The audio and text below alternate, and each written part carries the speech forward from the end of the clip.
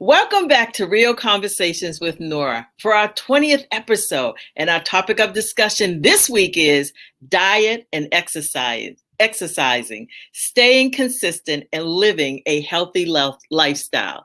Joining me today is Mel Talbert. Mel is a certified nutritionist consultant and a certified clinical master herbalist. Mel, thank you for joining us today. Thank you for the invite, Nora, and congratulations on your new endeavor. This is after retiring from Mary Kay. Yep, it's All retiring. Yep. right. So you didn't retire, you refired. Yes, praise God. I like that. I refired. Thank you again for being on this show with us You're today. welcome.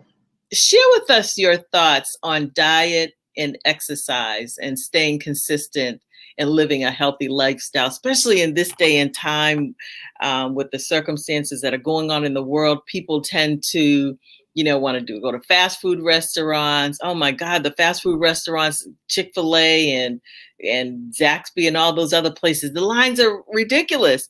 And so I think people are moving away from it and they need to come back to it. And so we wanted to hear your thoughts on that.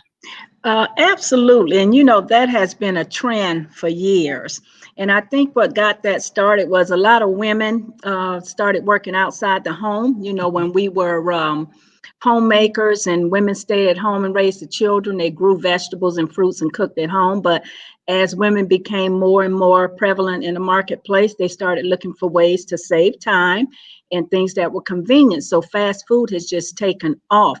But I always say fast food lines equals rapid health decline.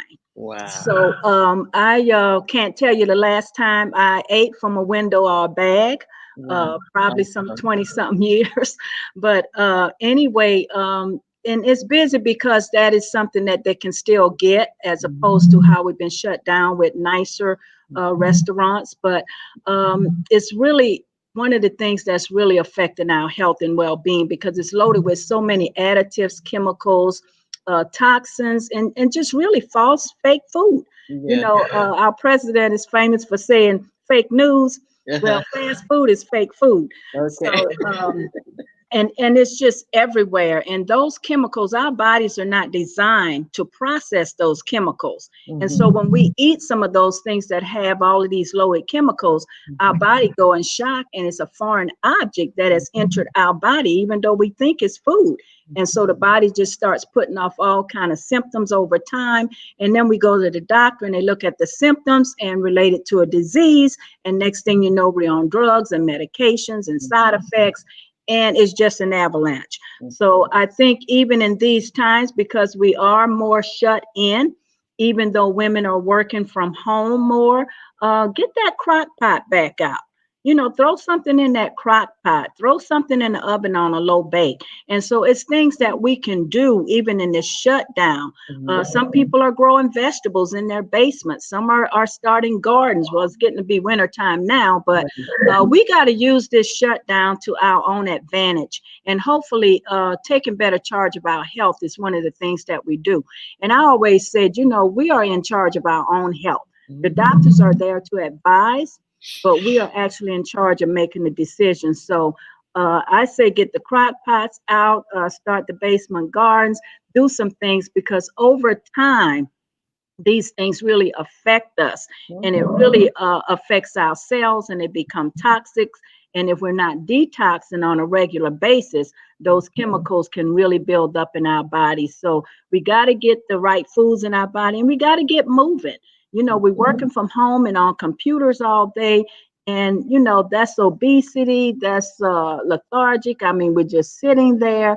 And so even if they're working from home, exercise is not always in a gym and crushing it and grinding it for 2 or 3 hours and lifting weights. It can be simply just taking a stroll. It can be riding a bike. If they're sitting at home, every hour, they ought to at least get up and walk for maybe 5 or 10 minutes to get that body moving and get that circulation. We'll be surprised how exercise affects the diet. because exercise get that circulation, and that's part of what we have to do when we process food is get it circulated. So yeah, we have to get back to the basics. Okay, good, good, good. So share with us why you decided to pursue the health field.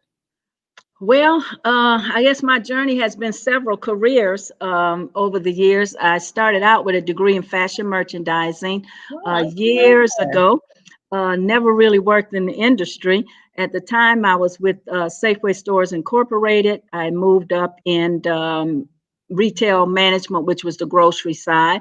And after about 12 years of that, I really started looking for an opportunity to get better hours and spend more time with my two sons who were in a lot of sports at the time. So I went back to school and took up medical terminology and medical office management. Went back to school, did that, started managing a doctor's office. Well, if you ever worked in a doctor's office, you know the day is not done when the clock say 5 o'clock. It's done when the last patient has been treated and right. checked out. So after a couple of years of that, I said, you know what? I'm working some late evenings. I still can't get to practice. And my husband has started in a nutritional supplement company. And so after about 6 or 8 months, I decided to join him. But I think what was the moving force in that, working in the doctor's office, I saw a lot of sick people. And yes, there were some that were coming in that were fairly healthy, but a lot of people were sick on a lot of medicines. And I decided I want to get on the prevention end as opposed to the treatment end. So about a couple of years later, so I got diagnosed with breast cancer. Mm. And when I got diagnosed with breast cancer, I was one of them that thought it would never happen to me. I thought I was eating pretty good, but I had a defective gene called protein HER2 neu. And at that time, about 20% of women carried that gene. And I thought, oh gosh, I don't have time for this. And when I looked at the harsh treatments and what they did to the body, I just dug deeper into how can I offset some of these horrific side effects.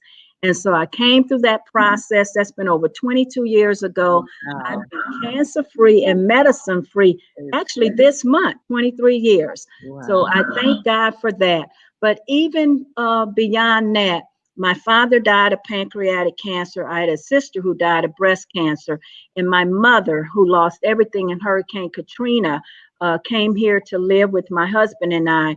And at that time, my mother had several chronic illnesses going on, had high cholesterol on meds, diabetic, taking insulin twice a day, high cholesterol meds, and was going through cancer herself, appendicitis cancer.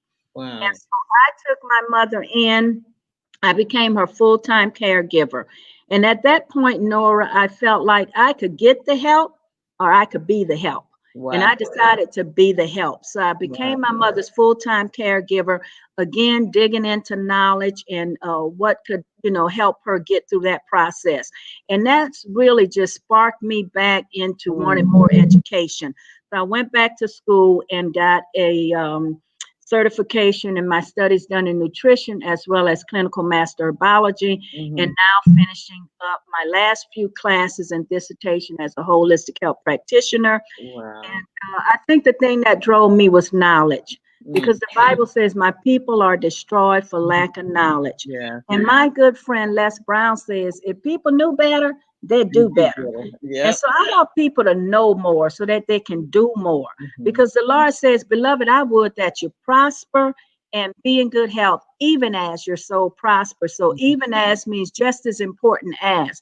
So my thrive, my why, you have to have a why with everything we do. And I think my why is to really educate people. And that's why I'm consistently going back to school, bettering myself, keeping an update with what's going on, because things are constantly changing. So I would say that's really what prompted me, is my own health challenges, the challenges of my family, and just wanting to be able to educate people. With a 23-year cancer surviving story, my mother's story, over 30 something years in the nutrition field, and a passion to impart knowledge into others. Wow, that's awesome. So why do you think, as a people, we don't always take our health seriously? And that could be just as a people in general, not any particular race, but as a people in Yes. general. Absolutely. And I think in general, we don't take our health seriously because we don't value it. Mm. And when you think about our possessions, we take them seriously, Mhm. serious enough to the point where, for the most part, in general, people are not going to drive that car without insurance Mhm. because they take that seriously. Right. They're not going to invest hundreds of thousands of dollars in beautiful homes and contents in those homes without insuring that because why? They take that seriously. Mhm. We're not going to have diamond rings and fur coats and boats and not insure them because we take that seriously. Right. And oftentimes we will protect what we feel is most valuable to us. And I always say that people, it's amazing how some people will go broke trying to treat a disease, but won't spend a dime on prevention. Mm. And we're either going to prevent a Right. disease or we're going to treat it. But at some part of the spectrum, you're going to do either one. You're either going to prevent that or you're going to treat it. You look at life insurance. Most people that value what they're leaving their family and making sure that their families are kept, well and living to the lifestyle that they've come accustomed to, and just making sure all their things in order. They take out life insurance. But is that really life insurance or is that death insurance? Mhm. It doesn't pay until we die, and we don't even know if the money is going to be used like we wish that it would be used. So I always say the most valuable thing that we can insure is our souls and our health. And Mhm. so you think about even getting our hair done. We take that serious. So we go get that done every week. We take getting our nails done serious. So we go get that done every 2 weeks. We take clothes. We take gym memberships. Look at what you're investing your money in. And if you thought that was serious enough or important enough to put money into it, then that's what you value. So then look on the other side of the spectrum. How much money are we spending on good food? It Mhm. it amazes me, Nora, how some people won't get caught dead with a knockoff Louis Vuitton. They won't be caught dead with a Gucci bag, but we'll buy knockoff vitamins. We'll buy knockoff food. All of these generic brands and synthetic field supplements and all that, those are knockoffs. Mhm. So we have to learn to put more into us than we put on us. Mm. Because at the end of the day, we're going to leave all that stuff behind, and there's not going to be a U-Haul truck filing the hearse. So I say, at least put some money into what goes into your body. And if we take that seriously, guess what? We'll reprioritize where we putting our spending. Wow. So, what can we do to begin taking a harder look at our personal and health and well-being? What would be your suggestion? Well, personal, I think we first of all got to give ourselves some credit for the things that we're doing right. Because a lot of times we can beat ourselves up for those few things that might be out of balance or out of whack. But I think the first thing is let's give ourselves credit for the things that are going okay. And Mhm. then make a list of that. And then let's look at the things that are out of balance. Is it weight? Is it diet? Is it stress? Is it relationships? And then where's that stress coming from? Is it financial stress? Is it relationship stress? Is it, just issues on the job stress? Mhm. So I think until we identify some of the issues that we have, then we can work on them. And, the thing is being honest and realistic. I know that I'm very, very disciplined in diet and supplements. But I know two of the things I struggle with is exercising at least 3 to 5 times a week on a consistent basis. And I said you can't help nobody if you can't help yourself and tell on Right. yourself. So Right. yes, I'm a holistic health practitioner. I'm a holistic certified herbalist. But I think last week I got 2 days in on my stationary bike. I should have did 3 to 5, but I'm not going to beat myself up. I'm going to try to Right. do better the next week. Right. You fall off the wagon, get back on. Mhm. But I'm more disciplined in diet, what I eat, and my supplements.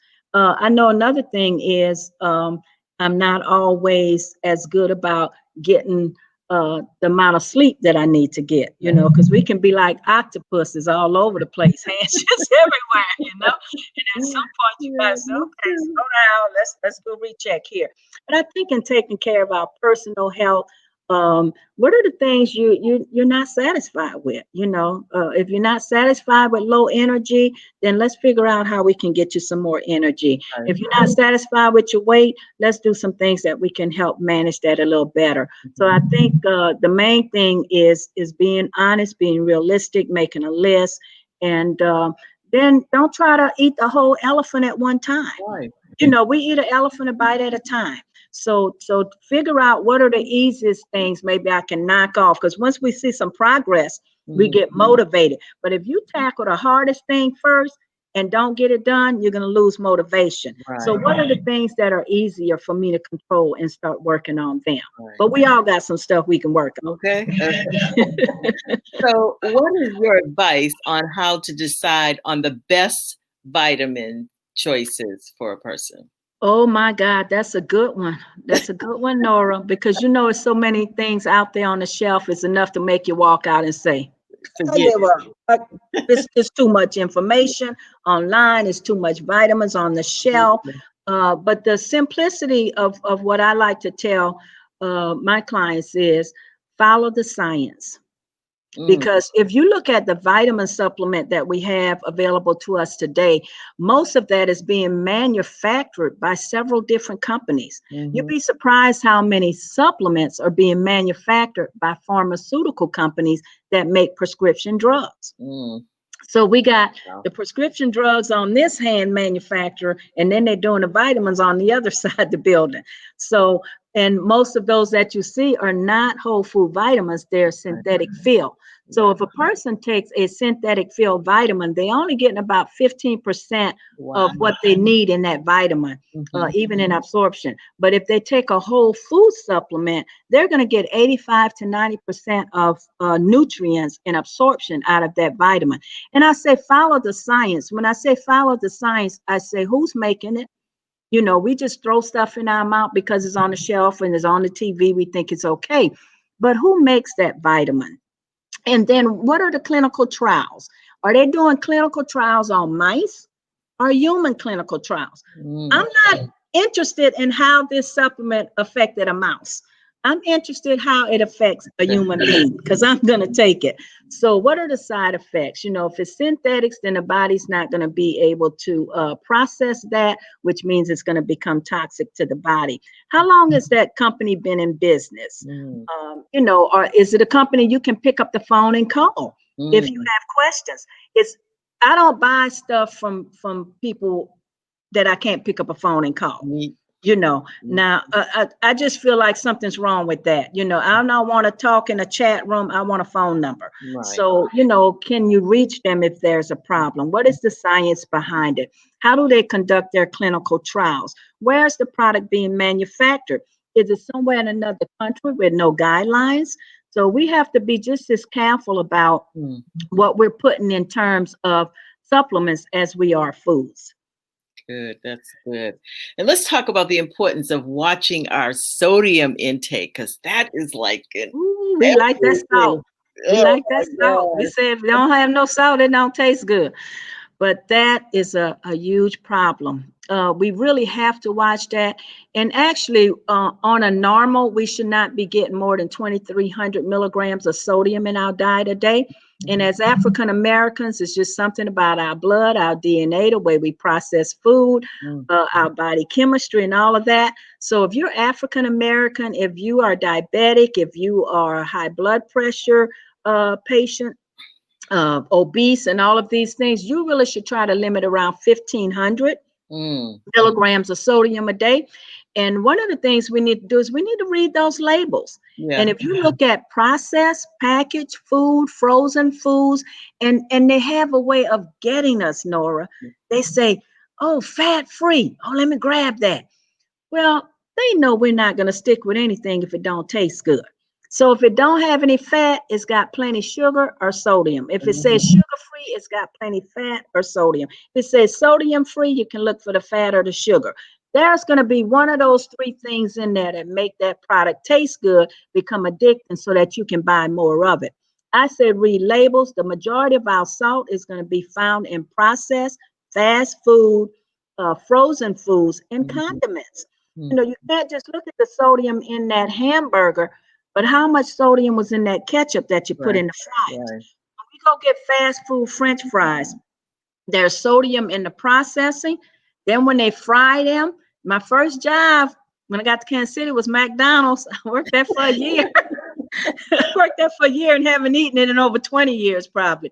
But they would fry the French fries in a deep fryer, and then they would sprinkle all this salt on them after they came out. But when they came in frozen, they had sodium in them as a preservative. So then they put salt on them, and then we cover them with ketchup, which is more sodium. So how much sodium are we really getting just in that order of fries? Wow. So we need 2,300 minimum, I mean maximum a day. And if we got these issues, 1,500 milligrams, you can buy a frozen food item or a processed food item and have more than that in just that one thing. Wow. And so it's so important because it's fluid retention that we will have problem with, elevated blood pressure because the heart can't process all that sodium out in time. So our blood pressure is elevated. Then we start having problems with swollen ankles and feet and the fluid around our heart and things like that. That sodium can cause bloating, weight gain. So yeah, we really got to pay attention. And I say the first place to start is to read the labels. And the salt we buy in the store that we just get, you know, with the little lady with the umbrella on the box, that is the worst kind. Okay, if you're gonna do some salt, then get the Himalayan salt or the sea salt, because those process differently in the body. And the other thing is we don't have to use so much salt. We need to get more into herbs, you know, basil and thyme and your spices like ginger and turmeric and cayenne pepper and things of that nature. So experiment and see what things, you know, taste better. And by all means, once you get the food to the table, stay away from the table salt, because then we're adding more salt. So yeah, we have to take those precautions and cut down, because if we don't, they'll show up somewhere else in the form of a disease. Wow.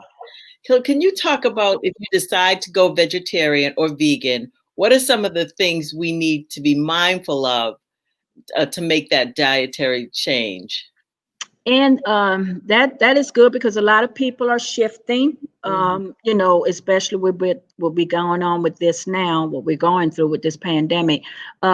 First of all, vegetarian and vegan, as we know, is two different things. Vegetarian says, I don't eat meat, but I eat byproducts of meat. For instance, they may not eat chicken, but they eat eggs. They may not eat beef, but they eat cheese and milk and things that come from the cow.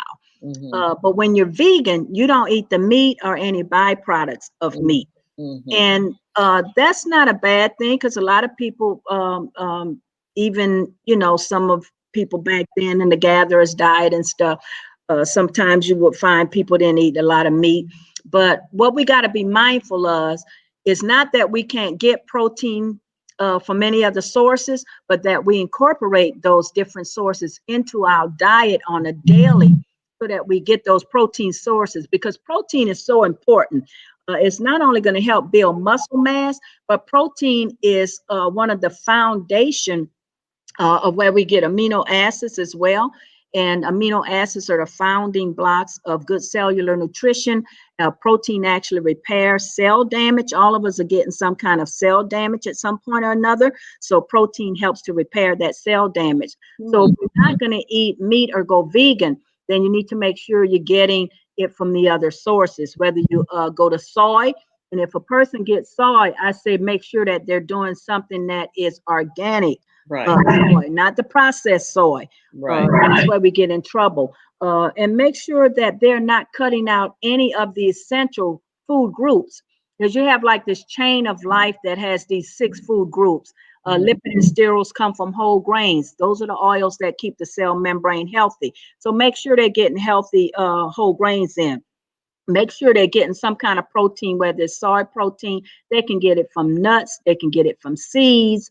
They can get it from quinoa, like it's grains. Make sure they're getting vitamins and minerals in. If it's not enough in food, get a good supplement. Also make sure that they're getting the right enzymes in and minerals, because a lot of our minerals may come from meat, especially red meat. So I just say make sure that they don't exclude even carbs, because carbs is energy. And oftentimes you find when people go on these vegan diets and vegetarian diets, one of the first things they do is cut out meat, but the last thing they do is cut out carbs. So they end up with a whole lot of carbs on their plate, and some of them are own carbs. Yeah. We defeat the purpose. And that's why you see some overweight vegetarians. You see some overweight vegans. And I remember, Nora, I was talking to a lady one day, and she was morbidly obese, but she was trying to sell me on the fact that she was a vegetarian. And all I could think was in my mind, and sometimes you have to control those thoughts, and I'm like, don't say it. Let that thought go. But I'm thinking, it's a pork chop in there somewhere. You can't convince me you a vegan and you obese, morbidly obese. I'm thinking, it's a pork chop in there somewhere. But I would say make sure they definitely get the other food groups in. Right, right, right. One other question I want to enter before we go to our last question is, what's your thought about soy? Soy, I think soy is very good. If you notice, the Asians have the lowest risk of cancers, in particularly breast and prostate cancer. Asians have a very low rate of disease in general, but they also eat a part of a soy diet. And soy in the United States has gotten a bad rap. Oh, it causes cancer. Oh, if you got breast cancer, don't make sure you don't take any soy products. Well, I had breast cancer, and I took a soy product every day. It was a protein meal replacement shake that was based on soy, a soy base. But it wasn't synthetic soy. It was organic whole food soy. And even though breast cancer can have something to do with your estrogen levels, soy products have phytoestrogens, which actually helps to I guess you would say normalize or balance the estrogen levels. In prostate cancer, soy has been one of the things to help in prostate cancer health. So I think it's a excellent alternative to people who don't want to eat a lot of meat or cut out meat. You just got to make sure that it's organic, made from organic soybeans, and not a lot of this processed synthetic stuff that they have available to us today. But I think it's an excellent source, and I eat soy something every day in the form of a protein meal replacement shake. And so I would think, because you do hear a lot of, that, soy is not good for you, but I think it's like, this is what, I'm not a health specialist, but it seems like to me, it's the process soy. And like you said, not the whole healthy soy. Absolutely. And regardless of what we eat, we can always find a whole food version, or we can find a synthetic. And soy is no different. And I think that's what has gotten soy, wheat, and corn has gotten a bad rap in the United States because of the genetic modified engineering, GMOs. And it's not that corn, wheat, or soy is bad, is that we in the United States, we have a tendency to use a lot of GMOs. And so even in the labeling, I tell people, watch for GMO. It will say non-GMO. And that's what you want to get with soy, is non-genetic modified soy. Right. What is your advice, or what advice do you have to those who are emotional eaters? Oh, that's a lot of them too. Well, I'll tell you what, Nora, I say we need to get to the root cause. Right. It's because we should not eat really unless we're hungry, or eat in small amounts so that we balance in our metabolism. We should eat because we're eating to get the nutrients that our body needs so that it can function as God intended. But when we just constantly just eating, and you got to figure out what are the triggers.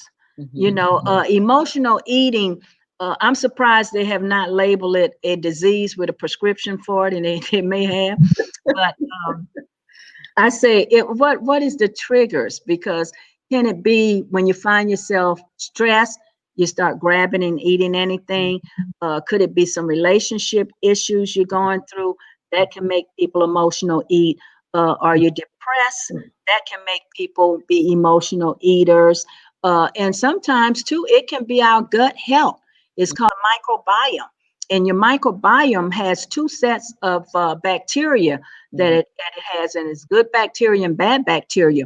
And if your microbiome has more bad gut bacteria in it than it does good bacteria, it will constantly trigger you to feed it the kind of things that build up bad bacteria, which is junk food, sugars, processed foods, and things of that nature. So I would say first, find out what the triggers are, look at the gut health profile, the microbiome, and then start identifying those things. Be honest with yourself. And if it's something you can do on your own, which sometimes it is, once we identify where the source is, but if it's something that is really have you just eating all the time and you're getting bigger and you're stressed, that's going to bring more stress, more depression.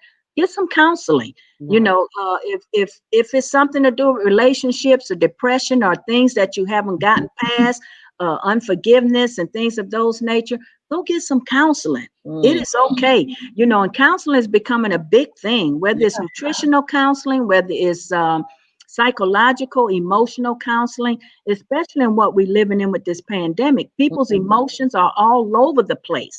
They don't know if they're going to have a job when they do get called back. Some of them have already lost jobs. The domestic violence is up. People are trying to balance working from home and homeschooling. And I mean, if it took a full-time teacher to teach your kid all day, and an employer took a full-time employee to get what they need out of them, how that same person gonna do two full-time jobs in one day? Right. So that's stress. Stress causes us to emotional eat, but it's a serious problem. It really needs to be identified because it will just throw us into further depression, weight gain, obesity, health challenges, and an avalanche of things that we'll have to correct down the road. Wow. Well, Mel, I want to thank you for being our guest today on Real Conversations with Nora. And so, are there any last minute questions that comments that you have for our audience? I would just say maybe a takeaway. I would say if we would just try and control the things that we can control, of course, praying and asking God to help us in those different areas. But if we would learn to govern our lives more by what we call the biological clock, the biological clock, we used to think of that, Nora, as a window when we can have children. This clock is ticking. I better get busy. If I'm gonna have any kids, I better have it before I hit 30, before I hit 35, And that's all I ever knew the biological clock was. But as I got these different degrees and certifications in these different areas, I found out that biological clock is something totally different. It's that, but it's different. And we have 24 hours in a day. Same amount. Nobody has more than 24 hours a day. We're all the same, but it's what we do in those 24 hours. Those 24 hours are broken into 3 8-hour shifts. That 4 a.m. to 12 noon is your energy clock. Our forefathers got up early, got things done. They had more energy. You will get more done between 4 a.m. and noon than you'll get done the rest of the 16 hours. You just watch it. You'll have more energy. Then from noon to 8 p.m. is our digestive clock. Your body will digest and process that food better during that part of the day. That's why they always say don't eat past 8 o'clock. That's why they say eat your heaviest meals in the day. It says that we should eat like a king for breakfast, a queen for lunch, and a pauper for dinner. That's because the digestive system is working differently during those times. Now, from 12 noon to 4 p.m., your digestive clock works at its peak. You will digest better at that point of day than any other part of the day. Then the last clock of the day is your creative clock. That creative clock is from 8 p.m. to 4 a.m. So you will have more creativity. That's why we say settle down after 8 o'clock.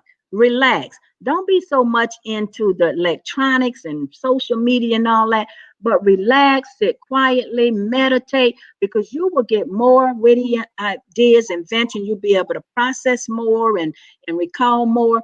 Even in your sleep, in the subconsciousness, that creative clock is still working. That's why people say, I got up, The Lord woke me up at 3 in the morning. I had this idea. He probably did that to you, Nora, because you're full of ideas. I've seen some of your stuff with Chris Set. You're full of ideas. And so we wonder why we get these crazy awakenings. That's because that creative juice is flowing so strong it wakes us up. But we don't always get up and write it down. Right. So the next day we say, oh man, I forgot. And then it may come to us a year later. Right. But that's not when you first got it. You got it in that creative zone, but God was just merciful to you and brought it back around and revisited you with that. So I said, let's try to operate in that biological clock in them zones as much as we can. But the problem is we up eating when we ought to be sleeping. Right. Sleeping when we ought to be up working. And we working somewhere when we won't stop to eat. So these biological clocks are all over the place, Right. and we wonder why we all over the place. Right. So I say try to live in that and make that as close to your norm as you could. You get out of whack, don't worry about it. Try better the next day, but at least have some sense of consciousness about it. Good. But once again, I want to thank you, Mel, for your insight on today's topic. And how can people follow you or get in touch with you if they want to know more about vitamins and things that are healthy for their body? And because I like to deal with people individually, because everybody's bodies are different, I say the best thing is to email me and tell me what's going on, what they were, interested in, and then maybe get a little information on what things they want to target and design something.